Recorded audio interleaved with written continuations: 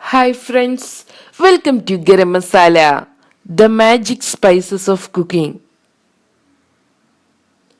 പപ്പട വട.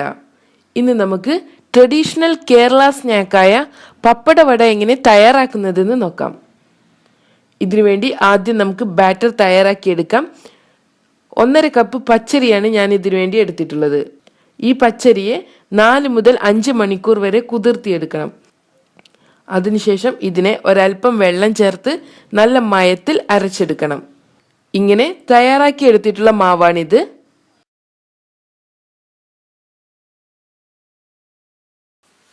ഇതിലോട്ട് നമുക്ക് 1/4 ടീസ്പൂൺ മഞ്ഞൾപ്പൊടി, 1 ടീസ്പൂൺ മുളക് പൊടി, 1.5 ടേബിൾ സ്പൂൺ എള്ള്, ആവശ്യത്തിന് ഉപ്പ്, 1/2 ടീസ്പൂൺ ജീരകം, 1 പിഞ്ച് കായം ഇവ ചേർത്ത് നന്നായി മിക്സ് ചെയ്തെടുക്കാം.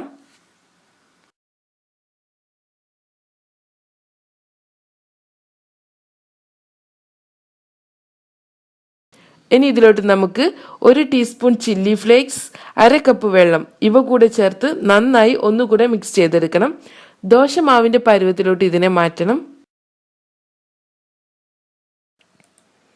ഇതാണ് നമ്മുടെ ബാറ്ററിൻ്റെ പരുവം. ഇനി ഇതിനെ നമുക്ക് അരമണിക്കൂർ റെസ്റ്റ് ചെയ്യാൻ വയ്ക്കാം. അടുത്തതായി നമുക്ക് പപ്പടവട ഫ്രൈ ചെയ്തെടുക്കാൻ വേണ്ട എണ്ണ ചൂടാക്കിയെടുക്കാം.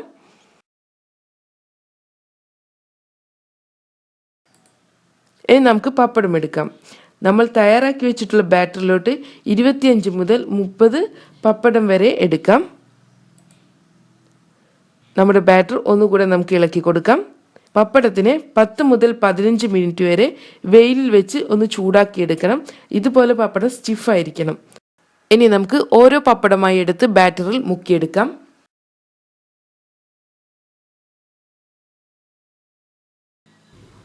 ഇനി നമുക്കിതിനെ ചൂടായ എണ്ണയിലോട്ട് വയ്ക്കാം.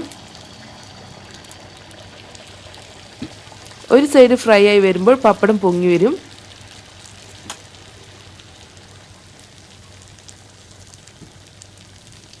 അതിനുശേഷം നമുക്കിതിനെ തിരിച്ചിട്ട് കൊടുക്കാം. 2 സൈഡും ഫ്രൈ ആക്കി എടുക്കണം.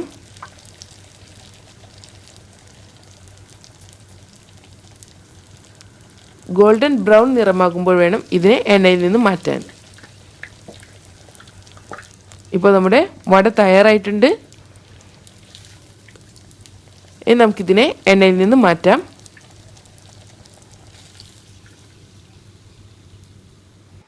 ഇതുപോലെ നമുക്ക് അടുത്ത വട കൂടെ തയ്യാറാക്കിയെടുക്കാം.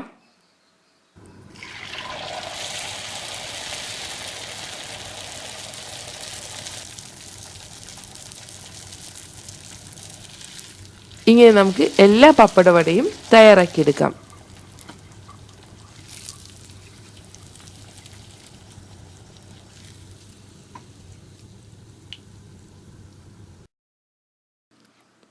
അങ്ങനെ നമ്മുടെ സ്വാദിഷ്ടമായ പപ്പടവട തയ്യാറായിട്ടുണ്ട്. നമുക്കിതിനെ ചൂട് ചായയുടെ കൂടെ സെർവ് ചെയ്യാം. Thank you.